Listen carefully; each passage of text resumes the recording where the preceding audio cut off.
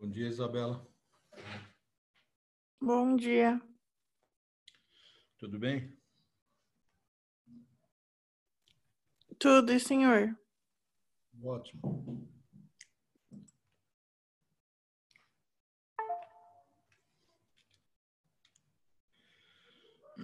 Bom dia, David. Bom dia, professor. Belezinha? Estou com um pouquinho de dor de cabeça, mas estou seguindo. Dormiu mal?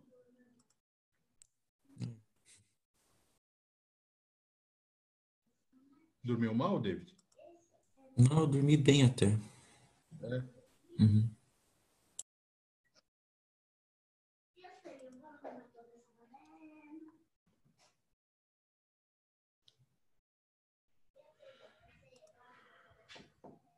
Vai. Não. Sai daqui. Para de comer papel. Breno, seu microfone. Não. Vai. Para fora. Vai, cai.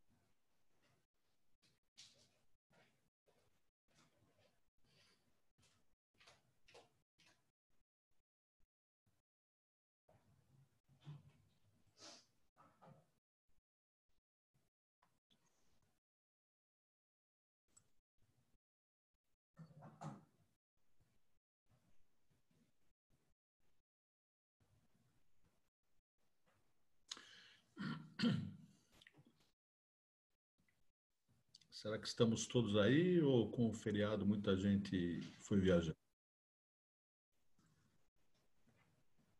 Que feriado, prof?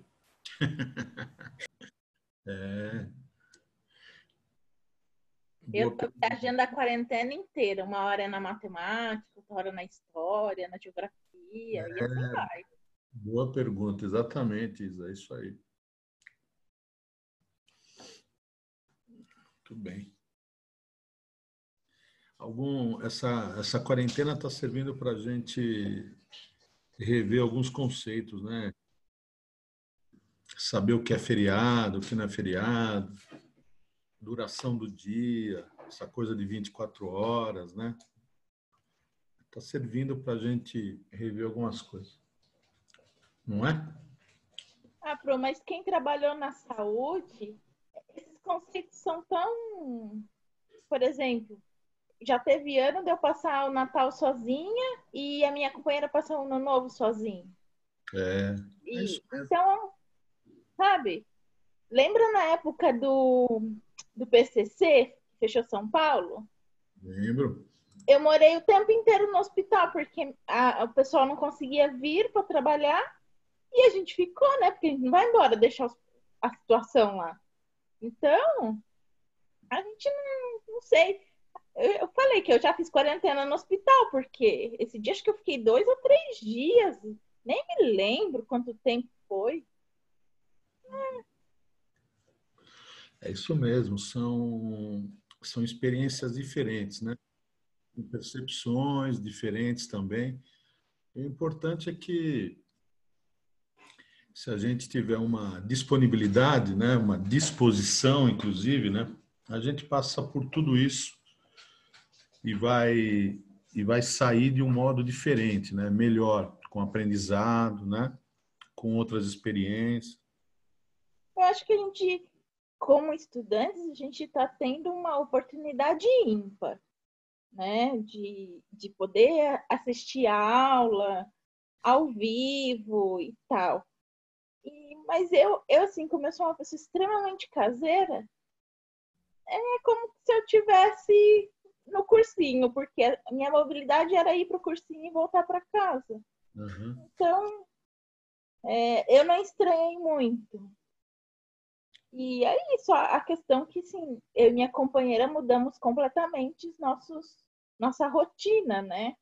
porque ela faz o teste toda semana, mas agora, nas 2 últimas semanas, antes não. Então a gente dorme separado, a gente tem lugar para sentar na sala, porque ela tem pavor de pensar que eu posso me contaminar, porque ela que está fazendo, ela quer a porta aberta, né? Ela está em Cubatão, numa UBS, e ela foi convidada pelo Ministério da Saúde para ir para lá. Então, isso é um pouco estranho para mim ainda, mas enfim, a gente vai acostumando e saber que isso é temporário. Exatamente. É isso mesmo. Vamos lá, queridos. Já... O que vocês acham? A aula do Bruno tinha muito mais gente? Tinha 24, professor. Tá bom, então. Então, vamos lá? Vou abrir o material aqui para vocês.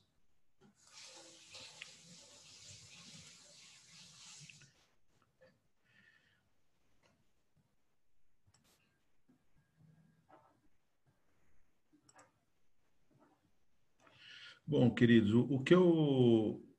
a gente está no caderno 2, certo? Setor 13 e 21, aulas 13 e 14, né? Com ecologia. O que eu queria fazer hoje é rever algumas ideias da aula passada, porque foi uma introdução, né? Eu apresentei muitas coisas, né? Muitas coisas. Então, eu queria organizar um pouquinho a cabeça de vocês, né? Se vocês tiverem dúvidas, não tem problema. Por favor, interrompam, tá certo? E aí a gente vai discutindo, né? Tirando as dúvidas, facilitando aí o entendimento de vocês, tá bom? Certo? Combinados? Bom, queridos, um primeiro ponto importante é a gente separar os níveis de organização, né, da matéria, de modo geral, que estão aí nesse slide, certo? Iniciando por átomo e chegando na biosfera, tá certo? Dos níveis de organização que interessam para a ecologia, tá bom? Então, quando a gente fala de ecologia, o primeiro ponto importante, né, na verdade, é este: organismo. Por quê? Porque todo organismo pertence a uma espécie, certo? Todo organismo pertence a uma espécie. Sendo espécie o quê? O conjunto de organismos capazes de realizar fluxo gênico entre si e gerar descendentes férteis. Em outras palavras, né, entre organismos da mesma espécie, existe compatibilidade genética.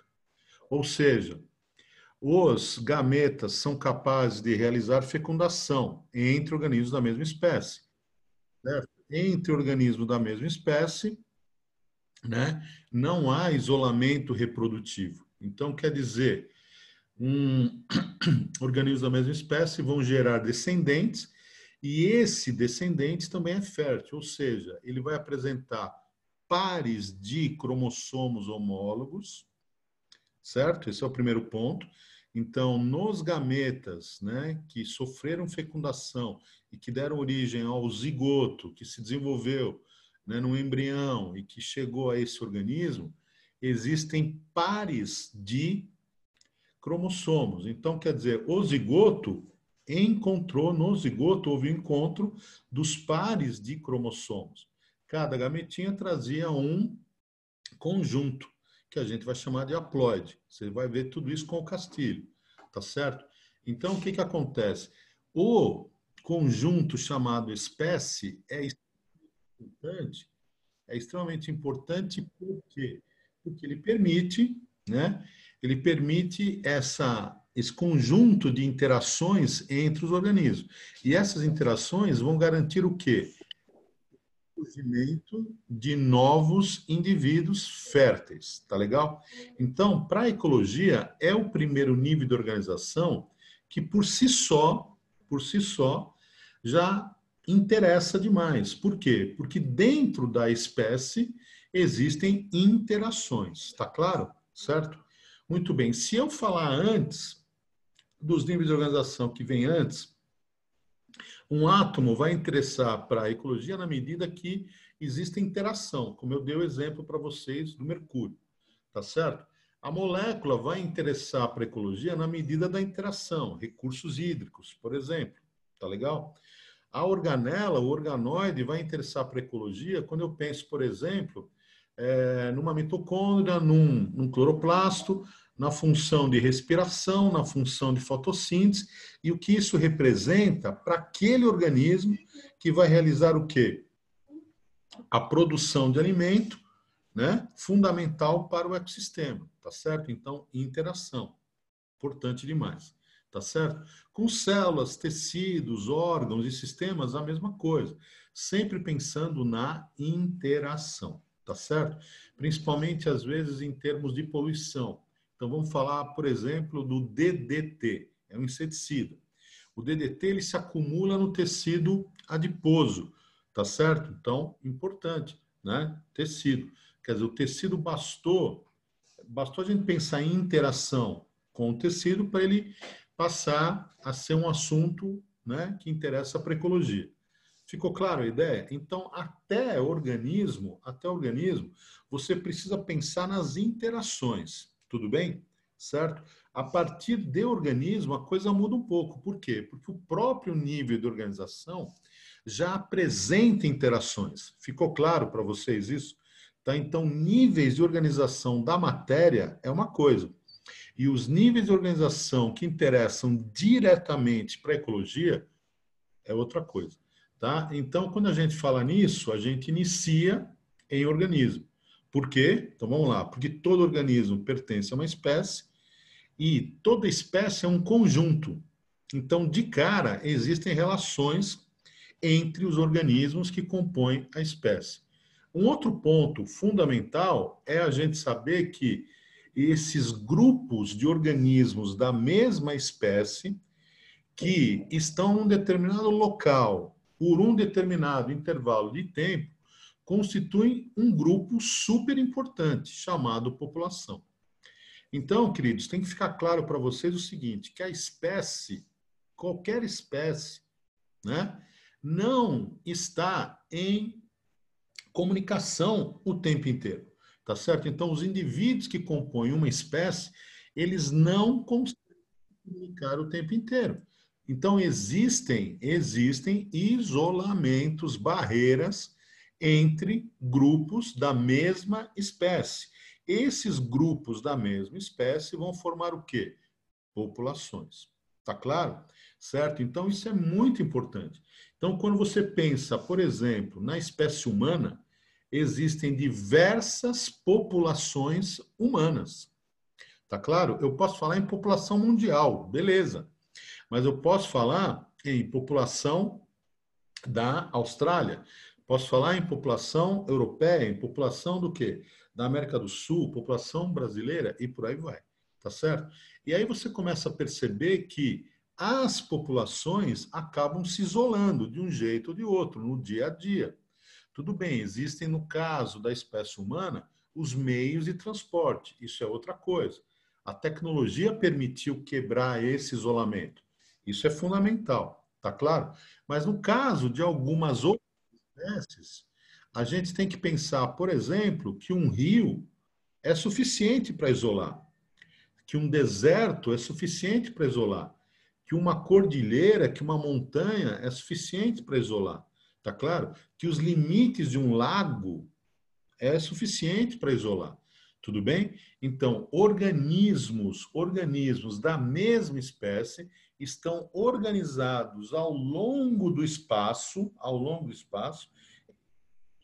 em grupos chamados populações, tá bom? Então, a população é um grupo de organismos da mesma espécie, cuidado, por favor, uma única espécie na população, certo? Vivendo por um determinado período, em um determinado local. Agora, você estuda em geografia, né, populações. E aí você percebe, por exemplo, ao estudar em geografia, que as populações têm uma dinâmica, tá certo, André? Ele faz um enorme resumão, uma enorme introdução de todos os temas. Luísa. Profunda. Ele tá falando sobre a regência, ele falou então Luísa, que Luísa, teve a balaiada, sabinada, a favor. Vai. Luísa. Luísa. Então, queridos, o que que acontece? Na geografia, você vai ter um estudo, né?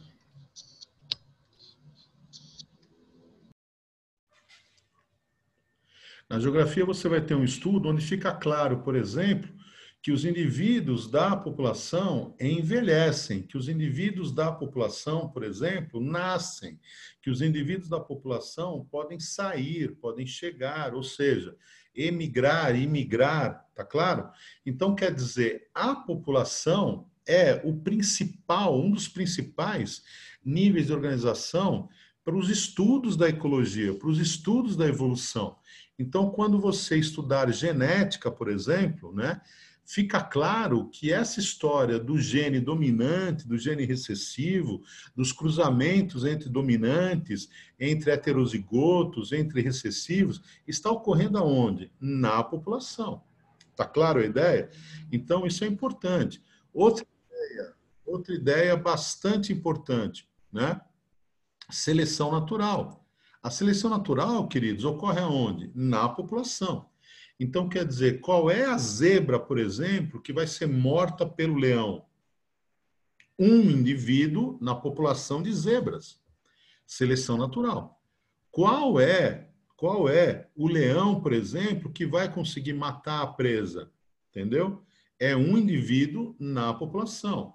Então, você começa a perceber que taxas de mortalidade, de natalidade, de emigração, de imigração, tá certo? Que a própria mutação, ela ocorre na população, certo? Que a seleção natural, favorecendo alguns indivíduos e desfavorecendo outros, está ocorrendo na população. Tá claro? Então, é um conceito muito importante e vocês precisam incorporar essa ideia. Tá bom? Ficou claro para todos por enquanto? Tudo bem? Certo? É lógico que em ecologia nós também vamos estudar população. E você, tudo que você estudar em populações humanas, lá em geografia, você pode trazer para cá. E tudo que você estudar aqui, né, você pode levar para lá. É importante. A mesma população estudada aqui é estudada lá. Tá claro? Então, muito importante isso, queridos. Agora, por outro lado, o que que acontece? Vamos lá. Num determinado local, né, onde você tem um organismo, né, determinada população, a rigor, você vai ter o quê? Outras espécies, tá? Então, isso é importante. Você não precisa decorar, basta raciocinar e tentar relacionar. Então, pensa lá, o local. Será que num local, ao longo do tempo, eu vou encontrar uma única espécie, uma única população de uma única espécie? Provavelmente não. Muito provavelmente. Você entende? Se eu pensar nas cidades, sim. Por quê? Porque o homem modifica a natureza de uma tal maneira que ele é a espécie dominante nos ecossistemas que ele forma. Entendeu? Mas, de modo geral, não. Mesmo que você pense num canavial, por exemplo, você fala, mas no canavial ou na plantação de soja eu tenho só uma espécie. Também não, com certeza. Né? Você tem micro-organismos no solo, você tem pragas, você tem outros organismos herbívoros, tá claro a ideia?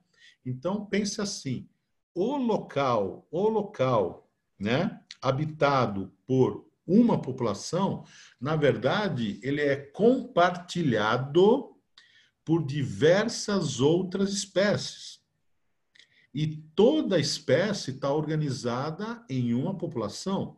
Então, todo local, queridos, vai apresentar o quê? Mais de uma população de espécies diferentes.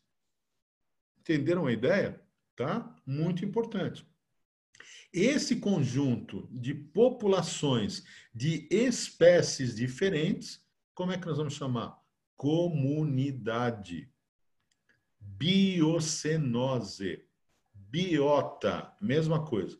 Comunidade, biocenose, biota. O que isso quer dizer? Que normalmente, pela mídia, né? Pela mídia, você vê uma utilização errada desse termo. Então, você ouve lá falando a comunidade da favela tal, né? A comunidade, né? Da igreja, por exemplo. Então, errado. Então, são utilizações erradas. Muito cuidado. O conceito original de comunidade envolve o quê? Conjunto de populações de espécies diferentes. Se eu falo na comunidade da Rocinha, da comunidade do bairro, da favela do Alemão, por exemplo, eu estou considerando o quê? A espécie humana, os cachorros que tem lá, os ratos, né, os pombos, as pulgas e por aí vai, né, os musgos, as samambaias. Não estou. Na verdade, eu estou pensando só na população humana. Opa, se eu estou pensando só na população humana, eu tenho que falar a população da Rocinha, a população do bairro, do Morro do Alemão, a população da igreja, tá certo? Então, cuidado com isso. Isso tira nota, tá? Isso tira nota, tá? Então, comunidade é o conjunto de populações, de espécies diferentes que habitam uma determinada área durante um intervalo de tempo, certo? Então, do mesmo modo que você considerou tempo e espaço para a população, você vai considerar tempo e espaço para a comunidade. Ficou claro, queridos? Tudo bem? Tranquilo até aí ou não? Tudo bem? Ótimo. Bom, agora tem um outro ponto. Então, vamos lá. Se eu quiser falar, por exemplo, numa localidade qualquer, por exemplo, né, a escarpa da Serra do Mar, na altura de Cubatão, tudo bem? Então, estou falando de uma serra, estou falando de estrutura geológica, tá claro? Estou falando de uma influência climática ali, chuvas, estou falando de temperatura, de umidade, tudo bem? De um determinado tipo de solo, né? Certo? Associado a tudo isso, queridos, existe o quê? Uma comunidade biológica, tudo bem? Uma floresta, uma mata, que a gente vai chamar, nesse caso específico, de Mata Atlântica. Tá claro ou não? Floresta Atlântica.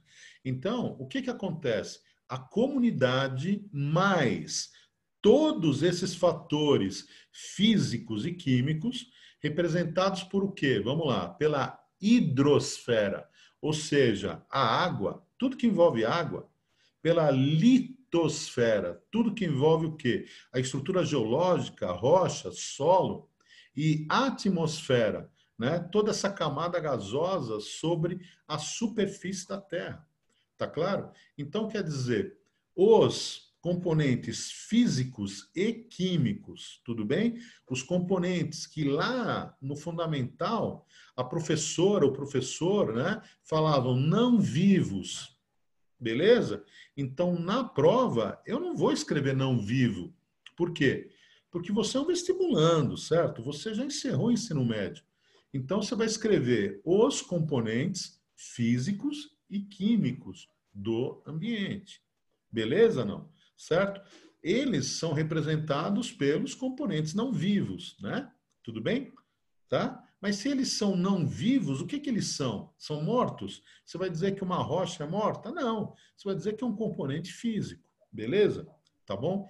Então, quando você observa, né, considera a comunidade biológica, né, e os componentes físicos e químicos, certo? Você forma um outro conjunto. É o principal conceito em ecologia. Como é que chama? Ecossistema. Então, queridos, cuidado, isso cai demais, né?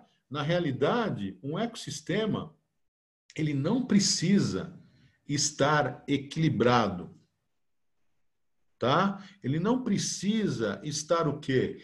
Autossuficiente. Ele não precisa estar com uma dinâmica super adequada. Ele não precisa, né, ser autônomo. Ele não precisa, por exemplo, não estar impactado, né? Entendeu? Então, ecossistema é o quê, queridos? É um conjunto formado pelo componente biológico e pelo componente físico-químico, pelo componente biótico e pelo componente abiótico. Tá claro ou não? É um conjunto. Peraí, Ricardo. Então, quer dizer, eu não preciso considerar poluição ou falta de poluição, um ecossistema degradado ou não? Cuidado, queridos. A cidade é um ecossistema. E a cidade é um ecossistema heterótrofo. Opa! O que é? Autótrofo mesmo? É aquele organismo que produz a matéria orgânica que ele vai usar como alimento, não é isso? E o que é heterótrofo? É aquele organismo que precisa ingerir, certo? Então, quer dizer, posso chamar a cidade de ecossistema heterótrofo? Sim. Por quê? Porque o tempo inteiro a cidade precisa do quê? Vamos lá. De energia, tá? Ela precisa de água, de abastecimento de água, de luz, ela precisa de alimento chegando, entendeu? Certo? Isole, querido, a cidade. Isole totalmente a cidade. O que acontece? Ela não se mantém. Então, olha que interessante. A partir daí, as pessoas falam em sustentabilidade das cidades. De cara, queridos, existe um problema básico nessa expressão. Nenhuma cidade é sustentável. Deu para entender a ideia? Nenhuma. Por quê? Porque elas são ecossistemas heterótrofos. Quem é o produtor da cidade? Quem é o organismo que faz fotossíntese na cidade? Aí você fala, são as árvores. Beleza. E quem aí come árvore? Entendeu? Quem aí come árvore? Você entende? Então, na verdade, o que acontece? Todos os alimentos de origem vegetal que você come, de origem animal que você come, de modo geral, são produzidos fora da cidade. E eles chegam até a cidade. Ficou claro? Então, a cidade, ela é heterótrofa. Outro ponto importante demais, queridos. A cidade consegue decompor os resíduos que ela produz. O que a gente faz? A gente pega todos os resíduos que a cidade produz e leva para um lugar chamado aterro sanitário. Beleza? E aí, lá você coloca o quê? O resíduo, você compacta o resíduo, coloca uma camada de solo, de terra sobre o resíduo, depois coloca mais resíduo compactado, depois coloca mais terra sobre ele.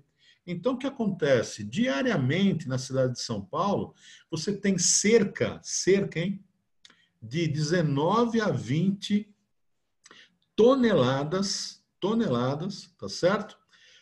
Desculpe, 1.000 toneladas, né, de lixo produzido. Então, imagina todo esse lixo indo para os aterros. E o que acontece? No aterro, você teria que ter a decomposição disso tudo. Beleza? Aí o que acontece? Vamos até o aterro então, queridos. Vamos até o aterro. Vamos fazer uma perfuração, tá? Uma perfuração. Tudo bem? Um buraco vertical no aterro. E vamos procurar camadas de resíduo antigas lá embaixo, tá bom? E vamos coletar, e vamos ver o estado dessas camadas, desses resíduos coletados. Para quê? Para ver se o aterro funciona. Para ver se a decomposição realmente acontece no aterro. Beleza? Isso que eu estou falando foi feito não uma, nem duas, várias e várias vezes nos Estados Unidos, certo? E eles, ao coletarem material lá embaixo, chegaram, por exemplo, a obter jornais de 150, entendeu? 130, 90 anos, intactos. Agora, querido, pensa no que é o jornal.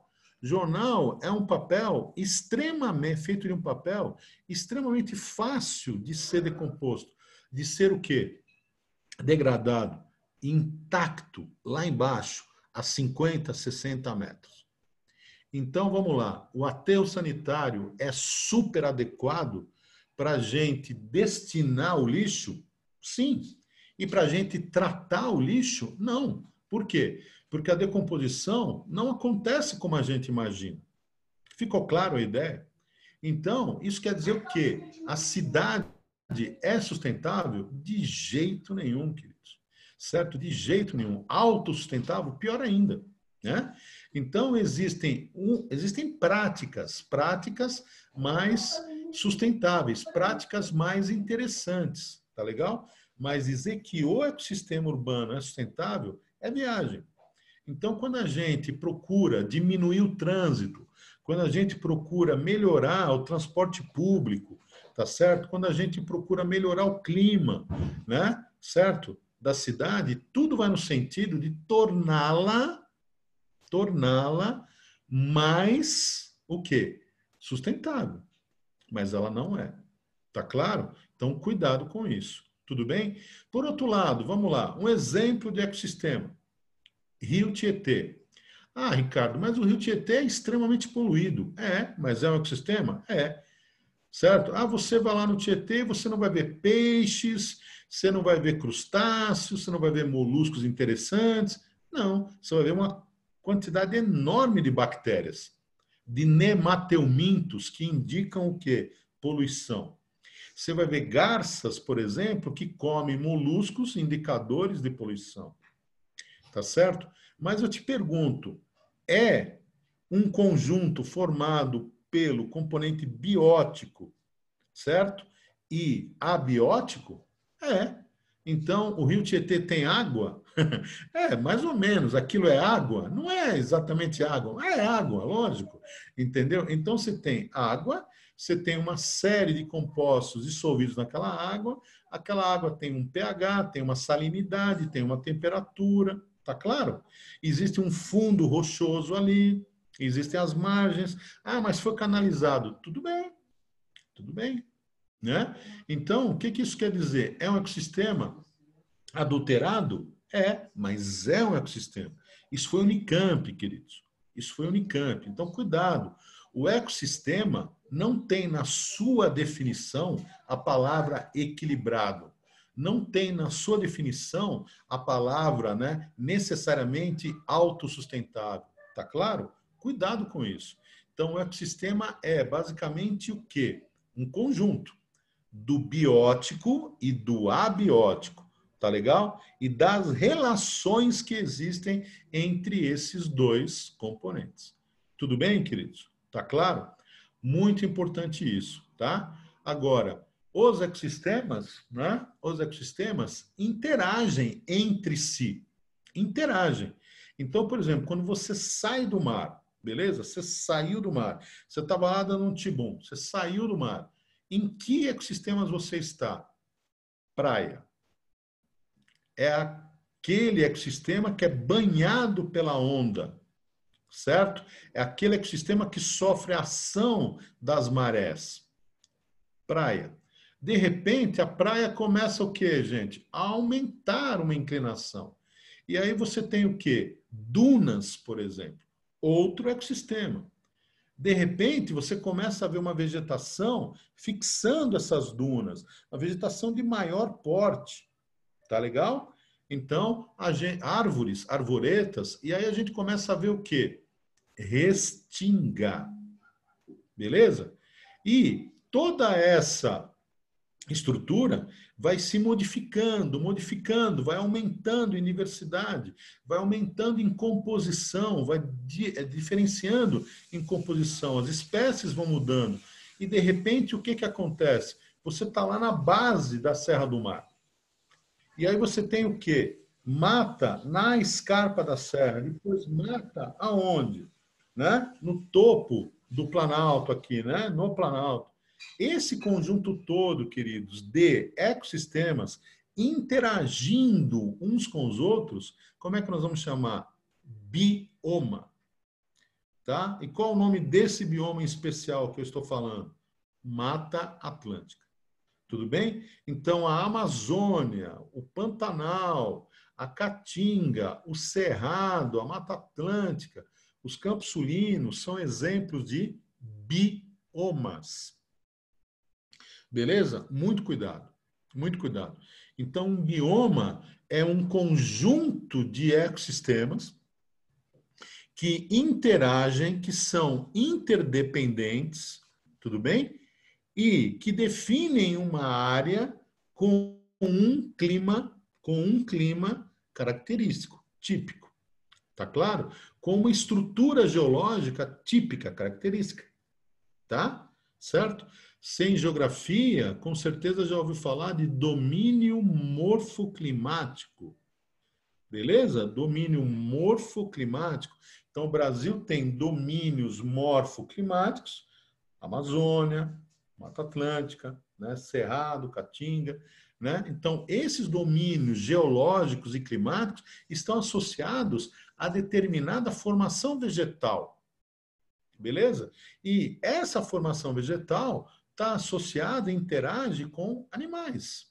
Então, o domínio morfoclimático está associado a bioma. Está claro? A bioma.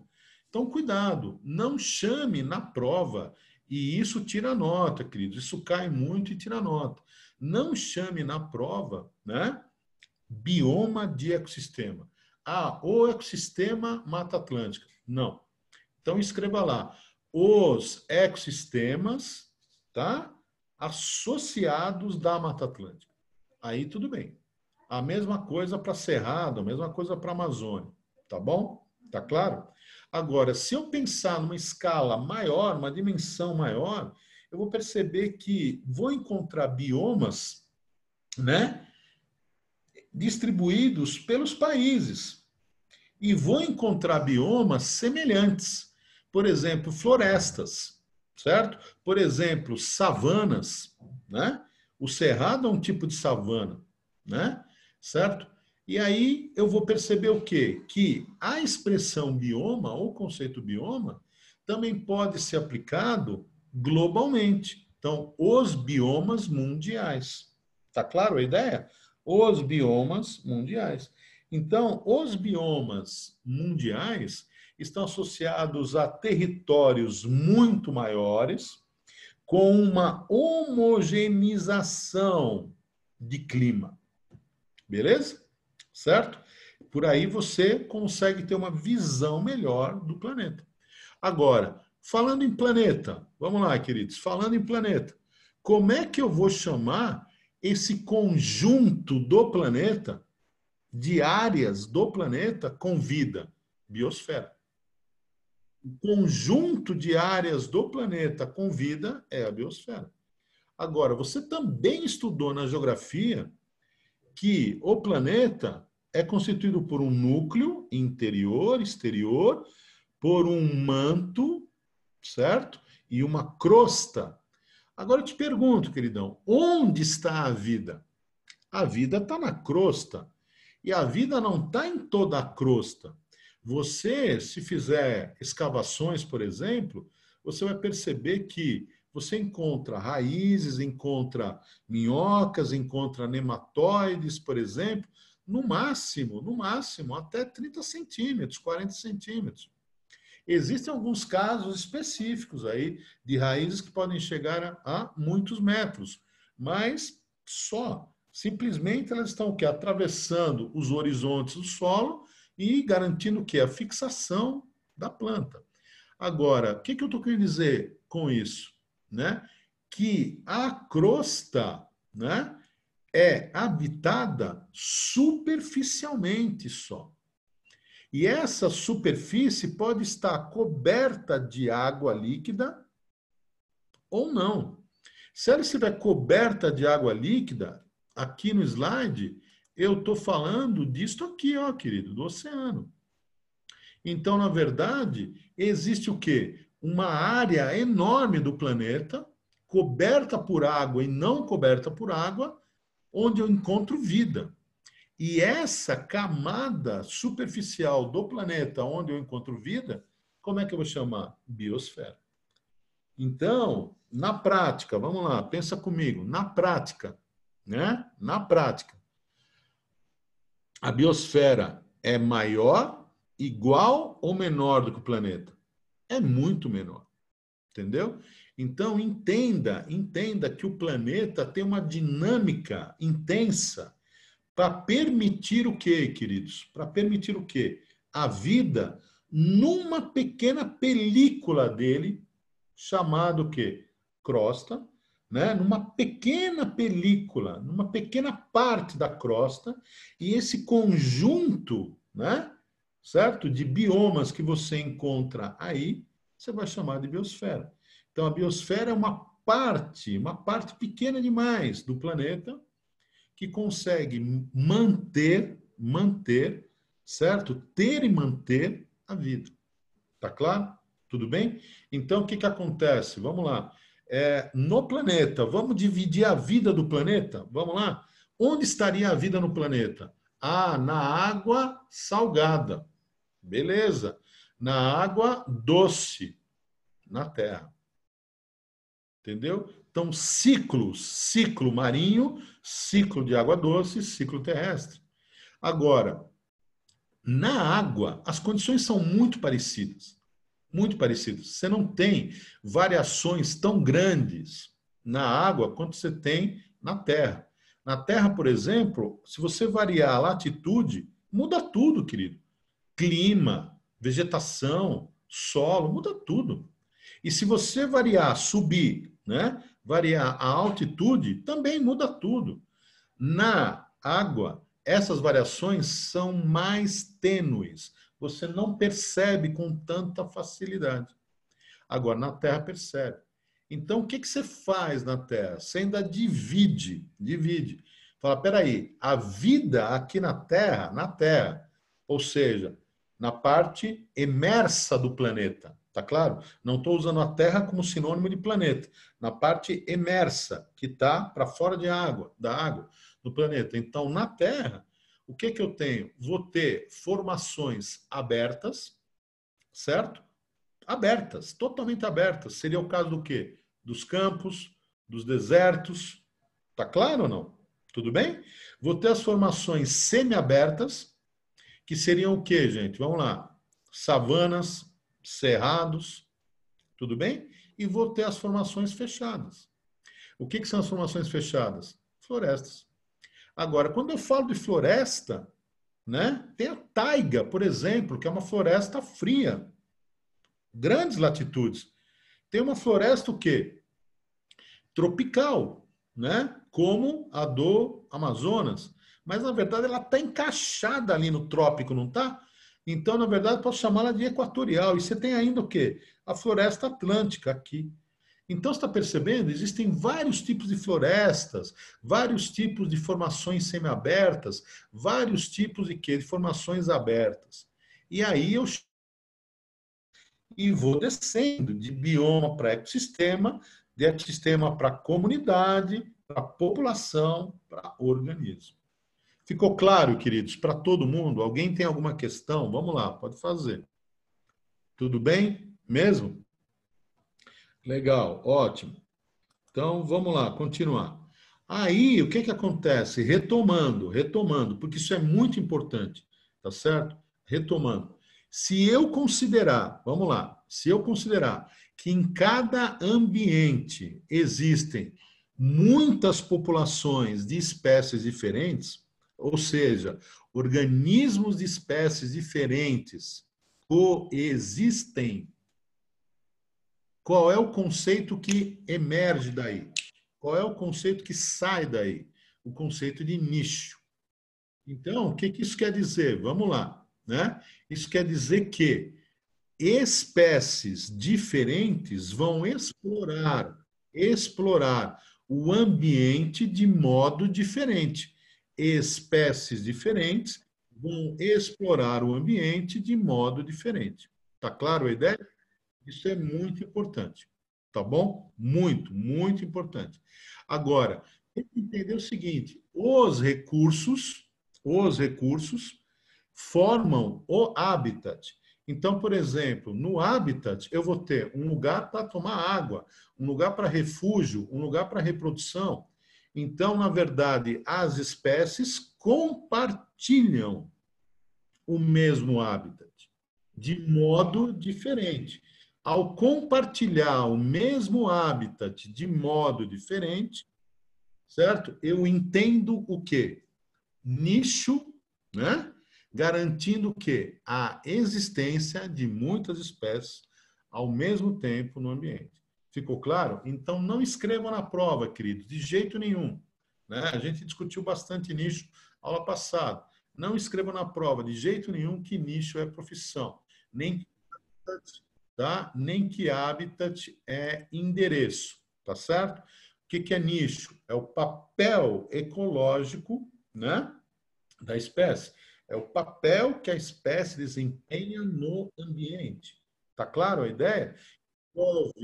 Envolve características da alimentação, envolve características, né, do comportamento, tá certo? Envolve características além do comportamento, da reprodução, da nutrição, tá certo? Isso é muito importante, tá? Então, cuidado com isso. E o habitat, por outro lado, envolve um conjunto de locais, tá certo? Né? Conjunto de locais que a espécie utiliza para desempenhar um nicho. Então, quer dizer que eu, né, posso procurar esses locais para encontrar a espécie. O habitat nada mais é, querido, nada mais é do que um conjunto de locais possíveis de eu encontrar a espécie. Quando a ciência busca esse estudo, o que ela faz? Ela coloca câmeras, por exemplo, ao longo de uma trilha, certo? Ao colocar câmeras ao longo de uma trilha, você consegue fotografar indivíduos de uma espécie se alimentando, bebendo água, se reproduzindo, dormindo. E eles fazem isso em locais diferentes. Tudo isso compõe o habitat. Cuidado, por favor. Agora, preste atenção em um aspecto que eu vou falar sobre o nicho. Por exemplo, a alimentação. O que a espécie come? Quanto come? Certo? Quando come? Como faz para obter esse alimento? Agora, atenção. Onde come? Onde come? Beleza? Vamos pensar, por exemplo, em reprodução. É uma espécie monóica, dioica? É uma espécie que tem sexos separados? Tá certo? É uma espécie, por exemplo, que bota ovos? Tudo bem? Em que época que ela se reproduz? Opa, onde se reproduz? Então, queridos, as informações sobre o habitat compõem o nicho. Qual é o conceito mais abrangente? Nicho, com certeza, em relação ao habitat. Quem vai descrever melhor a ideia de uma espécie? O nicho, e não o habitat. Tá claro? Tá? Então, muito cuidado com isso. Isso cai demais, queridos. Demais, demais, demais. Tá bom? Alguma dúvida, não? Tudo bem? Ótimo. Então, falamos já desse slide, tá certo? Importante, nesses gráficos, é perceber o quê? Que compondo... Professor, Pois não, querida. bom dia, tudo bem? Tudo, linda. Então, aqui na apostila tá falando assim, o habitat é um lugar físico e o nicho é um lugar funcional. Eu não entendi, tipo, Quando você fala funcional, está associado a quê? Ao papel, função. Então, quer dizer, o que faz, como faz, aonde faz, com quem faz. Tá claro, querido?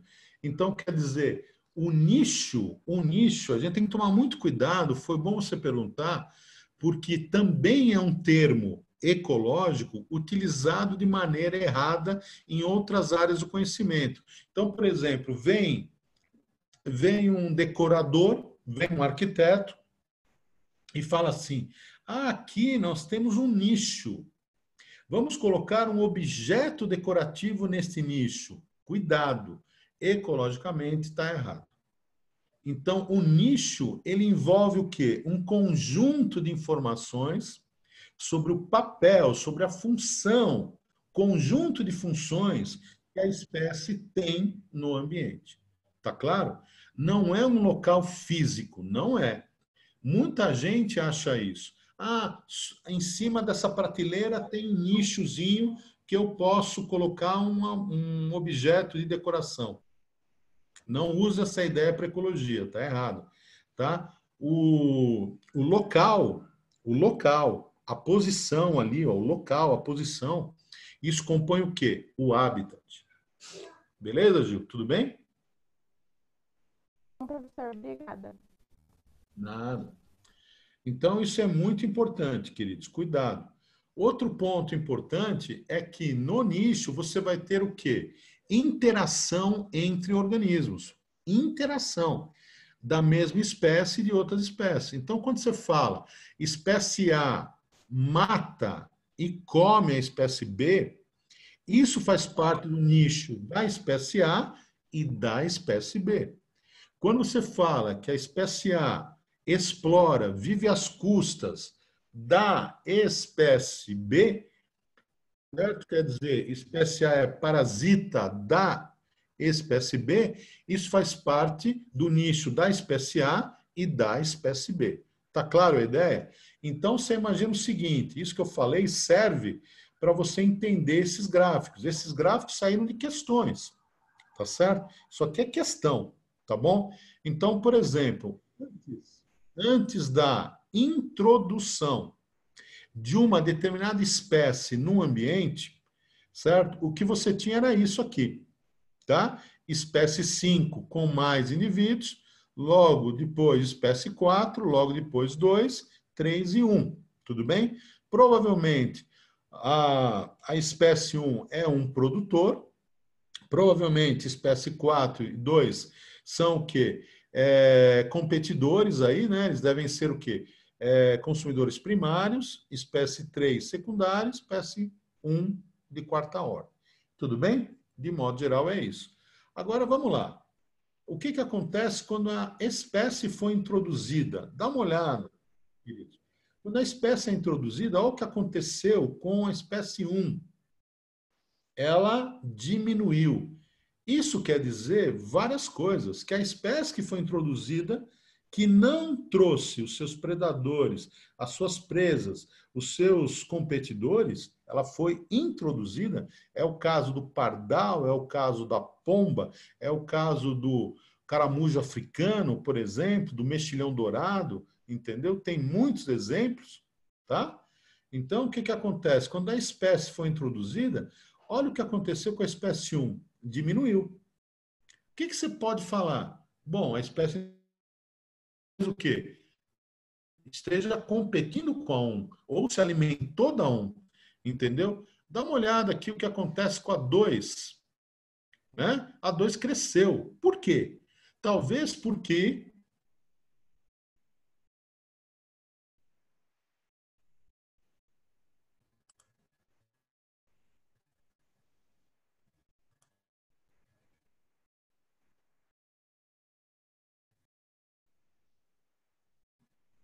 vocês estão me ouvindo? Sim. Sim. Porque eu recebi uma imagem aqui de que a reunião caiu. É que você está travando bastante a sua imagem. Oi, querida. É que a sua imagem travou e a sua voz também por um tempo. Mas voltou agora. Ah, voltou. Voltou.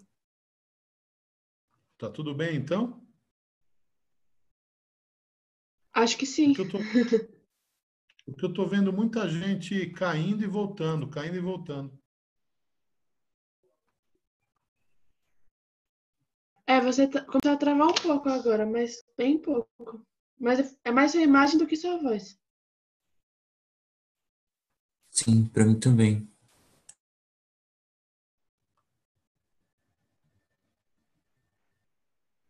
Vocês querem que eu saia e entre de novo? Professor, deu uma melhorada, eu acho que não é necessário. É? Então tá bom. Eu também acho. Pode continuar. Tá bom. Então, queridos, como eu estava dizendo para vocês, quando uma espécie é introduzida, ela vai relacionar-se com outras. Ao relacionar-se com outras, o que vai acontecer? Essas outras espécies locais podem ter as suas populações diminuídas, dá uma olhada aqui, ó, suas populações muito diminuídas, né? Suas populações aumentadas. De modo geral, o que é que vai acontecer? A espécie introduzida pode se alimentar de uma espécie local. Ela pode vencer na competição, né, como espécie local.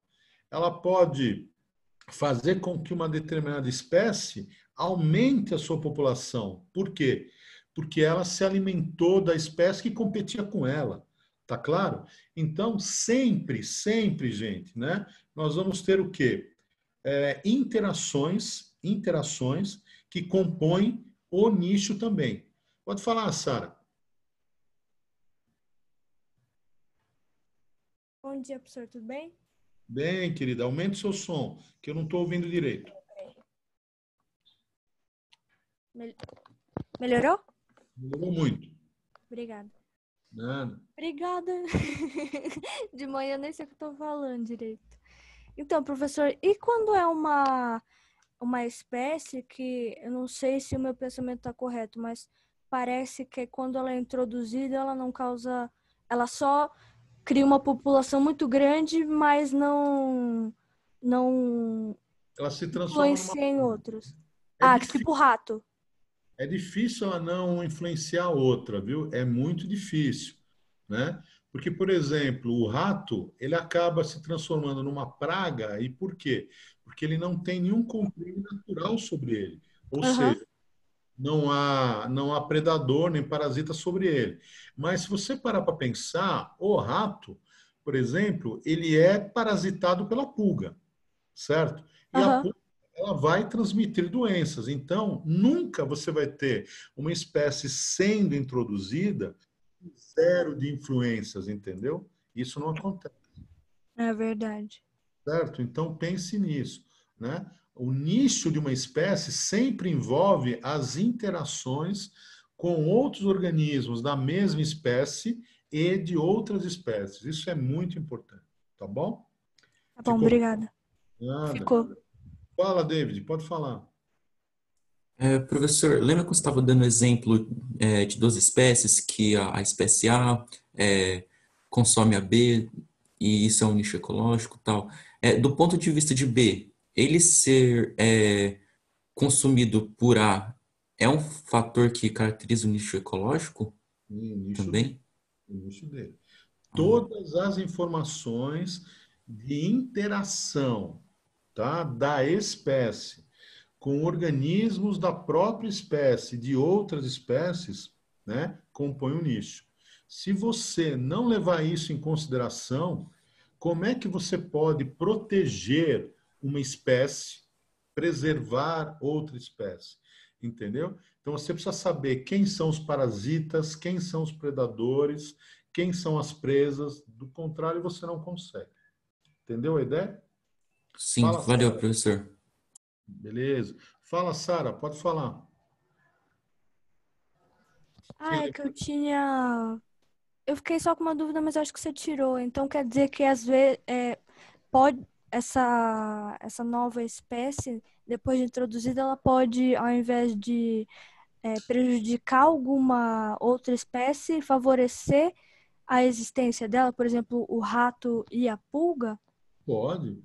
Tá. Entende? Porque, na verdade, o que acontece? Você sempre vai ter interações. Essas interações, querida, podem ser negativas ou positivas. Isso nós vamos ver mais para frente. Uma interação negativa é ser predado, certo? Eu morri, então isso é negativo. Outra interação negativa é ser parasitado, estou doente. Isso é negativo. Outra maneira de pensar é o seguinte: se existe uma árvore e uma orquídea está apoiada aqui na árvore, certo? Sem prejudicar a árvore, existe aqui uma relação positiva. Você entendeu? Positiva. Se eu não tenho mais a árvore, eu não vou ter mais a orquídea. Se eu tenho a árvore, eu vou ter a orquídea. Tá certo? Então, quer dizer, as relações, elas podem ser de natureza positiva ou negativa, tá? Tá bom. Bastante importante. Tudo bem? Obrigada. Sim. Nada. Então vamos lá, gente, vamos caminhar um pouco. E aqui a gente tem um caso muito importante para o vestibular, certo? Então, no gráfico A, o que que você vê? Duas espécies de paramécios, né, vivendo juntas. E aí você percebe o quê? Que o paramécio caudatum faz a curva dele de crescimento, chega onde? No patamar e tudo bem. E o Barsária também. Beleza? Então, quer dizer, são espécies, vamos lá, queridos, que competem? Não. Tá claro? Elas não competem. Por quê? Porque você não tem uma variação importante na curva de crescimento. Tá claro a ideia? Agora, vá para o gráfico B. Você tem o paramécio caudatum e o paramécio aurelia. Na presença do outro, o que que acontece com a aurelia? Ele simplesmente degringola, né? A população vai quase a zero. Então, entre o caudato e o aurelia, ocorreu o quê? Competição, certo? De modo geral, espécies com nichos semelhantes, com nichos parecidos, tá certo? Vão competir. A competição, ela pode ser maior ou menor. Tá legal? Mais intensa, menos intensa. Quanto mais intensa ela for, ela pode levar à exclusão local, tá certo? E aí o que que acontece? A espécie que sobreviveu permanece. Tá claro ou não? Tudo bem? Isso recebe o nome de princípio de Gauss ou da mútua exclusão. Por que mútua exclusão? Porque a competição pode ser tão grave, tão séria, tão intensa, que as duas espécies podem desaparecer. Tá bom? Certo? Ficou claro? Normalmente isso ocorre quando espécies têm o quê? O mesmo gênero, né? Então, no caso aqui do Paramecium caudatum, Paramecium aurelia, tá? Poderia ter acontecido com o caudatum, tá bom? Os dois desaparecendo. Pode falar, Sara, pode falar. Professor, isso pode levar também à extinção, né? Ou é só competição? Então, a competição se ocorre num dos locais onde a espécie existe, é exclusão ou extinção local. Tá legal? Agora, se isso acontece em todos os locais onde a espécie existe, aí você fala que a espécie se extinguiu na natureza, tá? Ela é extinta na natureza. Às vezes, a espécie ela deixa de existir em determinado local, extinção local. Então, a competição exagerada, muito intensa, ela pode levar à extinção, sim, local. Entendeu? Dependendo da dimensão desse processo, né, a espécie pode desaparecer na natureza. Tá bom? Então, todos os outros seres que já existiram, que não foram extintos por questões climáticas, eles foram extintos por competição? A competição, ela é uma das maneiras, né, de explicar extinções, né? Então, uma das maneiras, né, de explicar extinções é o quê? Uma mudança ambiental muito grande, certo? Então, a queda do meteoro, né, na Terra, que ocorreu há milhões de anos atrás, desencadeou uma mudança no ambiente tão rápida, tão drástica, entendeu? Que a evolução não conseguiu compensar por mutações e seleção natural. Conclusão, muitos organismos entraram em extinção. Então, mudanças drásticas e rápidas são os pontos fortes da extinção. Por exemplo, vulcanismo, tá certo? Erupção vulcânica, tá? Por exemplo. Uma outra maneira bastante comum hoje em dia, é a destruição de hábitats. Então, o homem destrói hábitats. Destrói hábitats para fazer cidades, por exemplo. Quando ele destrói os hábitats, o que que acontece? Você cria uma fragilidade para a espécie. Então, a espécie entra em extinção ou em risco de extinção. A competição também, o tráfico, tá? A caça ilegal, tá? A exploração o extrativismo é intenso demais, tá certo? Então, existem várias causas, né? Existem causas, por exemplo, anteriores ao homem e posteriores ao homem, né? Caça, destruição de habitat, né?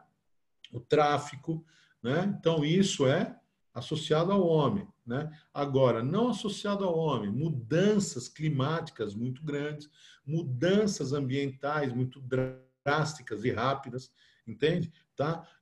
O reloginho biológico da espécie. Então, existem espécies que simplesmente têm uma perda genética ao longo do tempo e desaparecem, né? Vão desaparecendo progressivamente. Então, existem várias causas. A competição é uma delas, tá bom? Tudo bem, Sara? Tudo bem, obrigada. Então, continuando, né?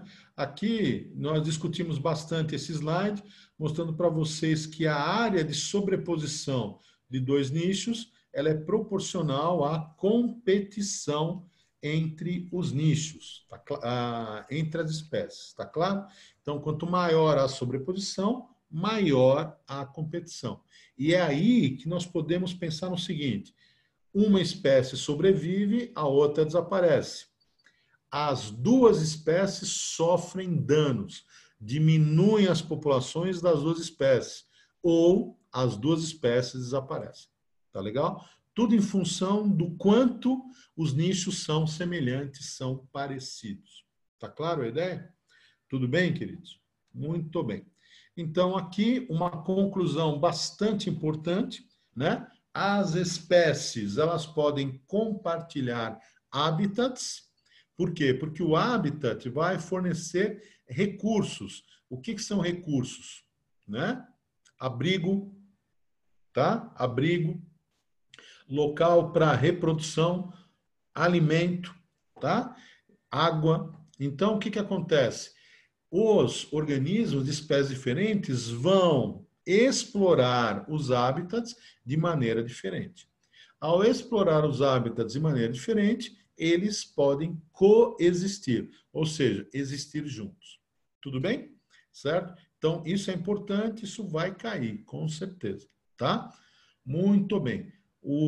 Todo ano nós temos questões de nicho, viu, queridos? Todo ano, todo ano. E aqui um exemplo, né? Bem legal, bacana, sobre o manguezal. Então, o manguezal, posso considerar o manguezal um habitat? Posso. Então, ele fornece, né, o abrigo, né? Ele fornece o local para reprodução, ele fornece o quê, gente? O local para alimentação, tá certo? Então, ele é explorado por várias espécies ao mesmo tempo. Então, você tem aí aves, você tem aí crustáceos, você tem aí peixes, você tem mamíferos, tá certo ou não? Ele não colocou, mas tem, por exemplo, jacarés, né? Répteis, né? Tá certo?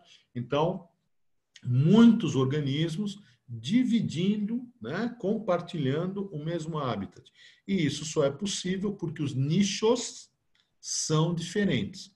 Ah, mas eles não estão se sobrepondo um pouquinho por causa do habitat? Então, é suficiente para ter competição? Não. Por isso, uma competição intensa que vai comprometer a existência deles? Não. Por isso que eles estão vivendo juntos no mesmo hábito. Tudo bem? Ficou claro? Muito bem. Queridos, aí a ideia básica do ecossistema que a gente trabalhou com vocês, né? Então, nós temos o quê?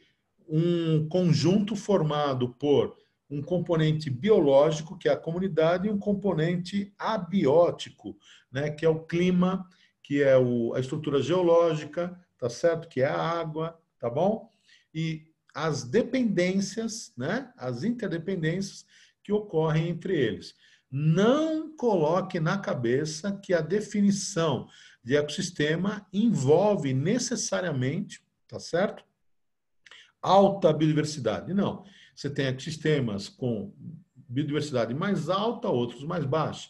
Tá? Necessariamente poluição ou falta de poluição. Pode ter. Então, estado de degradação, né, vai ser típico de cada ecossistema, certo? A biodiversidade, né, a dimensão, né, vai ser típico de cada ecossistema. Tá bom?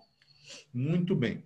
Costão, mata, né, um manguezal, pântano, né? Uma plantação, a cidade, a praia, a caverna, são exemplos de ecossistemas. Tá bom? Tudo bem? Um ponto importante aí. Por que coloquei essa imagem para vocês?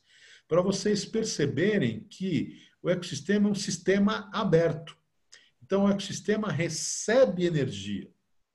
Beleza? Tá certo? Então, ele recebe luz e calor, né? E ele pode receber também o quê? Outros organismos de outros ecossistemas. E, ao mesmo tempo, ele pode mandar, exportar para outros ecossistemas o quê? Sedimentos, nutrientes, tá certo? Imagine o que um rio é capaz de fazer com várias partes de um bioma.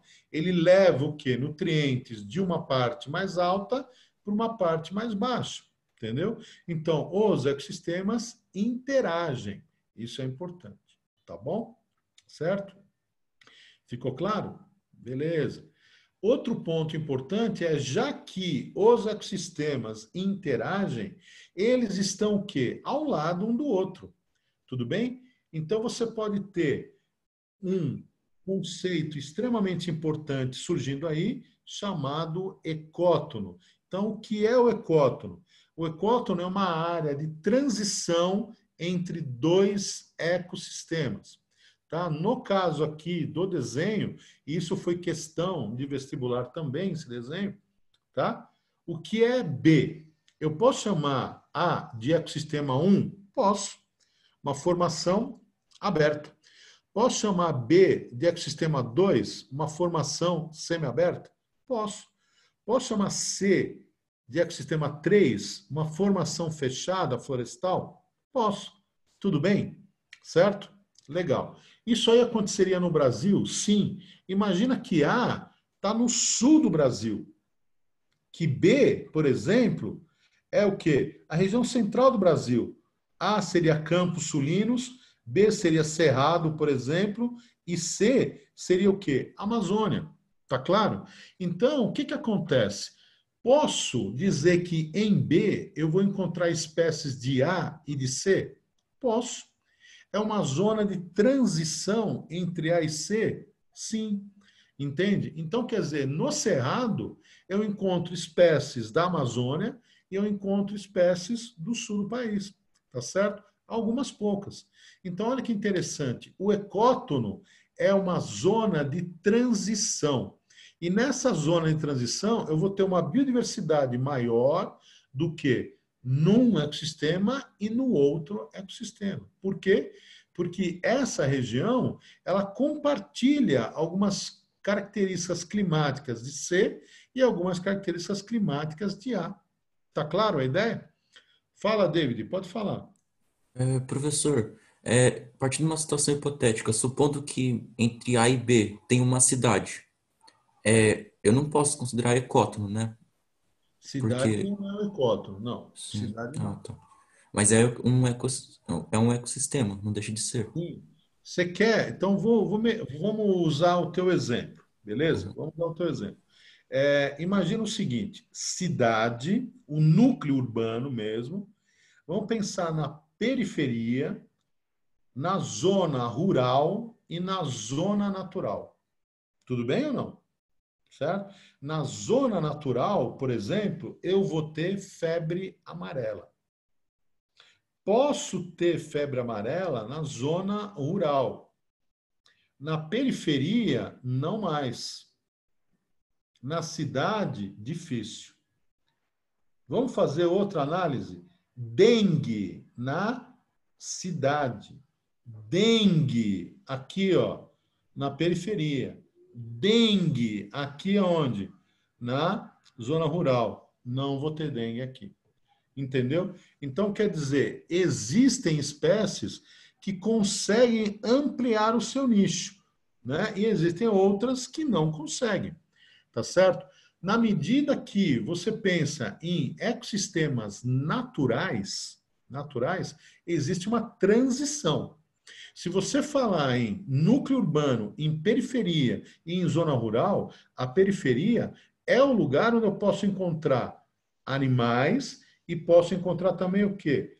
Os Animais daqui e animais daqui, a periferia. Agora, a cidade não, porque a cidade ela é muito diferente do que você teria em C e em A. Entendeu a ideia? Então, para ser cótono, você tem que ter uma transição. Senão, não. Tá claro? Tudo bem? Beleza. Valeu, professor. Valeu. Muito bem. Então, continuando, né? Nesse slide, a gente vê exatamente o que eu falei, né? Sobre o fato do ecossistema ser o quê? Um sistema aberto, tá? Então, todo ecossistema recebe o quê? Luz, pode receber organismos, pode receber calor. Dentro do ecossistema, você vai ter processos que a gente vai estudar depois, respiração celular, decomposição, fotossíntese, quimiossíntese, fermentação, beleza? E você vai ter um sistema de saída, um ambiente de saída do ecossistema, que é o calor, que é resíduos, que é organismos, tá bom? Então, os ecossistemas interagem. E essas interações representam esse slide aí, certo? Conjunto de ecossistemas vão formar, portanto, o bioma. O Cerrado é um bioma, a Amazônia é um bioma, Caatinga é um bioma, Mata Atlântica, Pantanal e os Campos Sulinos também. Está claro a ideia? Certo? Então, pensa o seguinte, vou desmatar, imagina que isso aqui, né, seja a Mata Atlântica e que eu tenha aqui, né, a escarpa da Serra do Mar. Se eu desmato aqui em cima, aqui embaixo eu vou receber, né, sedimentos. Pronto. É uma ideia muito simples, né? Desmatei aqui, vou ter o quê? Assoreamento aqui embaixo. Tá claro? Mostrando que os ecossistemas interagem. Tá bom? Tranquilinho? Muito bem. Então tá aí. Guardem isso na cabeça. Nada de chamar os biomas no vestibular de ecossistemas. Importante. Tá bom? Certo? Finalmente, a gente também vai ter o quê? Os biomas mundiais, né? Representados por grandes dimensões de uniformidade climática. E aí nós vamos pensar no quê? Em formações fechadas, semiabertas e abertas, variando em função do quê? Da temperatura e da umidade. Também vamos estudar com calma, fique tranquilo. Tá? Retomada, então, do conceito de biosfera. É a parte do planeta, a camada do planeta, né, de intersecção, né, de todo esse ambiente de água, de todo esse ambiente de ar, de todo esse ambiente de terra, de solo, tá certo? Hidrosfera, litosfera, atmosfera. Então, a vida depende da interação da hidrosfera, da litosfera e da atmosfera, tá certo? Então, quer dizer, a biosfera é a camada da crosta que tem e mantém vida. Então, quer dizer, para manter vida, queridos, eu preciso de gases, como oxigênio e CO2. Para manter vida, eu preciso de água no estado líquido. Beleza? Para manter vida, eu preciso de quê? De nutrientes, né? Para as plantas, por exemplo, como nitratos, fosfatos. Tá claro a ideia? Então, biosfera, camada da Terra que tem e mantém, sustenta a vida. Tá claro? Tudo bem? Então, olha esse desenho aqui, esse slide, né? Então, você tem aqui o núcleo, você tem o manto e você tem uma pequena camadinha aqui, ó, chamada crosta, certo? Mas a crosta, ela não fornece o quê? Condições para a vida o tempo inteiro, certo? Então, na crosta você tem a rocha-mãe, você tem fragmentos maiores, né? Depois fragmentos menores, você começa a ter água, você começa a ter o solo, você começa a ter raízes, opa, aí sim, raízes e micro-organismos, pronto, você começa a falar de biosfera. Ela pode ser coberta por água ou não, tá bom? Certo? Tudo bem até aí, gente? Tranquilo? Muito bem. E eu não vou começar as relações tróficas hoje, né? A gente já deu o horário, tá? Então, por favor, queridos, comecem os exercícios, né? Façam os exercícios, né? Me mandem as dúvidas aí que vocês tiverem, tá bom? Tudo bem? Combinado? Boas aulas para vocês e espero que vocês, ao longo desses dias aqui, consigam descansar um pouquinho, porque é fundamental também, né? Vamos aproveitar que a ansiedade abaixou um pouco por conta aí daquela dúvida se teria ou não Enem e tal, né? Vocês já sabem que vai existir o Enem está lá um pouquinho mais na frente, então se acalmem, tá certo? Procurem descansar um pouco, né? Melhorem aí a saúde mental, tá bom? Estudem e contem comigo aí, podem mandar as suas dificuldades, as suas dúvidas por WhatsApp. Se quiserem conversar também, podem me chamar no privado, sem problema. Tá bom, querido? Um grande Obrigado, beijo. professor. Um grande beijo, se cuidem. Boas aulas para vocês. Tchau, professor. Bom final de semana. Você também, querido.